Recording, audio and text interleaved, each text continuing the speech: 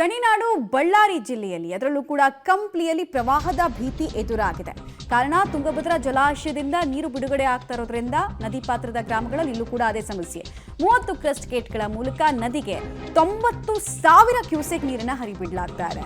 ನದಿಗೆ ನೀರು ಹರಿಬಿಟ್ಟ ಪರಿಣಾಮ ಹಂಪಿಯಲ್ಲಿ ಐತಿಹಾಸಿಕ ಕ್ಷೇತ್ರ, ಪ್ರಸಿದ್ಧ ಕ್ಷೇತ್ರ ಹಂಪಿಯಲ್ಲಿ ಪ್ರವಾಹದ ಭೀತಿ. ಹೀಗಾಗಿ ಐತಿಹಾಸಿಕ ಸ್ಮಾರಕ ಕೂಡ ಮುಳುಗಡೆ ಆಗುವಂತಹ ಆತಂಕ ಇದೆ. ಧಾರ್ಮಿಕ ವಿಧಿವಿಧಾನದ ಮಂಟಪ ಕೂಡ ಮುಳುಗಡೆ ಆಗೋ ಹಂತಕ್ಕೆ ಬಂದಿದೆ. ಸಾಕಷ್ಟು ಸಂದರ್ಭದಲ್ಲಿ ಪೂರ್ತಿ ಮುಳುಗಡೆ ಆಗಿದ್ದನ್ನು ಕೂಡ ಇಡೀ ರಾಜ್ಯ ನೋಡಿದೆ.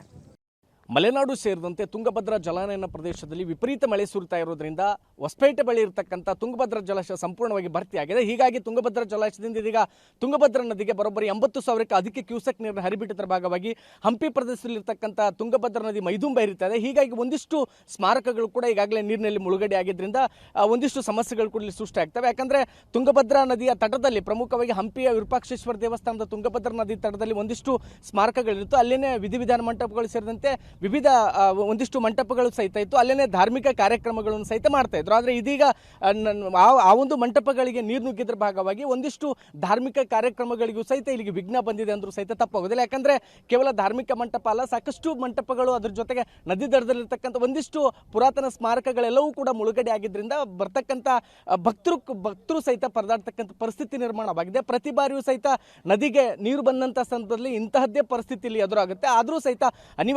ಅನಿವಾರ್ಯ ಇದ್ರೂ ಕೂಡ ಇಲ್ಲಿರ್ತಕ್ಕಂಥ ಏನು ಧಾರ್ಮಿಕ ಮುಖಂಡರುಗಳೇನಿದ್ರೆ ಅದ್ರ ಜೊತೆಗೆ ಅರ್ಚಕರು ಪುರೋಹಿತರುಗಳೇನಿದ್ರೆ ಎಲ್ಲರೂ ಸಹಿತ ಯಾವುದೇ ಧಾರ್ಮಿಕ ಕಾರ್ಯಕ್ರಮಗಳನ್ನು ನಿಲ್ಲಿಸೋದಿಲ್ಲ.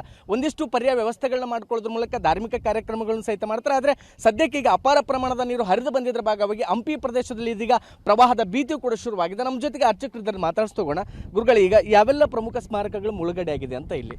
ಈಗ ಒಂದನೇದ್ದು ಜನಿವಾರ ಮಂಟಪ ಮುಳುಗಿದೆ. ದೇವಸ್ಥಾನಕ್ಕೆ ಸಂಬಂಧಪಟ್ಟ ಪೂಜೆಗಳನ್ನು ಅಲ್ಲಿ ಮಾಡ್ತಾ ಇದ್ವಿ. ಪಂಪಾಪತಿಯ ಕಲ್ಯಾಣೋತ್ಸವ ಆದಾಗ ಅಲ್ಲಿ ದೇವರಿಗೆ ಸ್ನಾನ ಮಾಡಿಸ್ತಾರೆ. ಅದೇ ತರಹ ಪುರಂದಾಸರ ಮಂಟಪ, ಚಕ್ರತೀರ್ಥ ಕೋದಂಡರಾಮಸ್ವಾಮಿಯ ದೇವಸ್ಥಾನಕ್ಕೆ ಹೋಗ್ತಕ್ಕಂಥ ದಾರಿ ಮುಳುಗಡೆ ಆಗಿದೆ. ಇಲ್ಲಿರ್ತಕ್ಕಂಥ ಈ ವಸಿಷ್ಠಾಶ್ರಮದ ಧಾರ್ಮಿಕ ಮಂಟಪಗಳು ಮುಳುಗಡೆ ಆಗಿದೆ. ಆದರೆ ಹಿಂದಿನ ಕಾಲದಲ್ಲಿ ಇದನ್ನು ಮುಂಜಾಗ್ರತೆಯಿಂದ ರಾಜರು ಏನು ಮಾಡಿದ್ರು ಅಂದರೆ ರಸ್ತೆ ಮೇಲ್ಭಾಗದಲ್ಲೂ ಕೂಡ 2-3 ಮಂಟಪಗಳ ನಿರ್ಮಾಣ ಮಾಡಿರೋದ್ರಿಂದ ಅಲ್ಲಿ ಕಾರ್ಯಕ್ರಮಗಳನ್ನು ಮಾಡಿಸ್ಕೊಡ್ತಾ ಇದ್ದೇವೆ. ಈಗ ಬರೋ ಜನ ಕೂಡ ಕಡಿಮೆ ಇರ್ತಾರೆ. ಈಗ ಆಷಾಢ ಮಾಸ ಇರೋದ್ರಿಂದ ಶ್ರಾವಣ ಮಾಸದಲ್ಲಿ ವಿಶೇಷವಾಗಿ ದೇವಸ್ಥಾನಕ್ಕೆ ಬರ್ತಕ್ಕಂಥ ಭಕ್ತಾದಿಗಳು ಮತ್ತು ಭಾದ್ರಪದ ಮಾಸದಲ್ಲಿ ಬರ್ತಕ್ಕಂಥ ಪಿತೃದೇವತೆಗಳಿಗೆ ಶ್ರಾದ್ದ ಮಾಡ್ತಕ್ಕಂಥವ್ರು ಬಹಳಷ್ಟು ಜನ ಬರ್ತಾರೆ. ಅಷ್ಟರಲ್ಲೇ ನೀರು ಕಡಿಮೆ ಆಗ್ತಕ್ಕಂಥದ್ದು ನಿರೀಕ್ಷೆ ಇದೆ.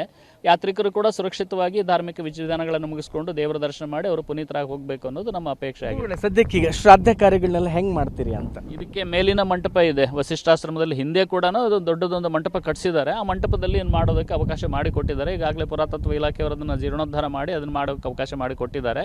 ಅದರಲ್ಲಿ ಅವರನ್ನು ಕೂಡಿಸಿ ತರ್ಪಣಗಳನ್ನು ಬಿಡಿಸಿ ಆ ಪಿಂಡಗಳನ್ನು ನದಿಗೆ ಹಾಕಿಸಿ ಅವರನ್ನು ಕಳಿಸ್ಕೊಡ್ತಾ ಇದ್ದೇವೆ. ಅಂದರೆ ಇದಿಷ್ಟು ಇಲ್ಲಿನ ಅರ್ಚಕರು ಹೇಳುವಂಥ ಮಾತು. ಪ್ರಮುಖವಾಗಿ ಸ್ನಾನಘಟ್ಟಗಳು ಸೇರಿದಂತೆ ವಿಧಿವಿಧಾನ ಮಂಟಪಗಳೆಲ್ಲವೂ ಕೂಡ ಈಗ ಮುಳುಗಡೆ ಆಗಿದ್ದರೆ ಒಂದಿಷ್ಟು ಪರ್ಯಾಯ ವ್ಯವಸ್ಥೆಗಳನ್ನ ಮಾಡ್ಕೊಂಡು ಆ ಕಾರ್ಯಗಳನ್ನ ಮಾಡ್ತಾ ಇದ್ದೀವಿ ಅಂತ ಮಾತನ್ನ. ಮತ್ತೊಂದು ಕಡೆಗೆ ಇಡೀ ನದಿ ಏನಿದೆ, ನದಿಯ ಒಳಗಡೆ ಕೂಡ ಸಾಕಷ್ಟು ಸ್ಮಾರಕಗಳಿತ್ತು. ಅವೆಲ್ಲವೂ ಸಹಿತ ಈಗ ಮುಳುಗಡೆ ಆಗಿದ್ದರಿಂದ ಮತ್ತಷ್ಟು ಪ್ರಮಾಣದಲ್ಲಿ ನೀರೇನಾದ್ರೂ ನದಿಗೆ ಹರಿದು ಬಂದಿದ್ದೆ ಆದರೆ ಮತ್ತಷ್ಟು ಸ್ಮಾರಕಗಳು ಮುಳುಗಡೆ ಆಗ್ತಕ್ಕಂಥ ಸಾಧ್ಯತೆಗಳು ಕೂಡ ಇದೆ. ಕ್ಯಾಮರಾಮನ್ ಲುಕ್ಮಾನ್ ಜೊತೆ ಅಮರೀಶ್ ಅಲ್ಕೆ, ಹೊಮ್ಮಿನಾಳ, ಪಬ್ಲಿಕ್ ಟಿವಿ, ಬಳ್ಳಾರಿ.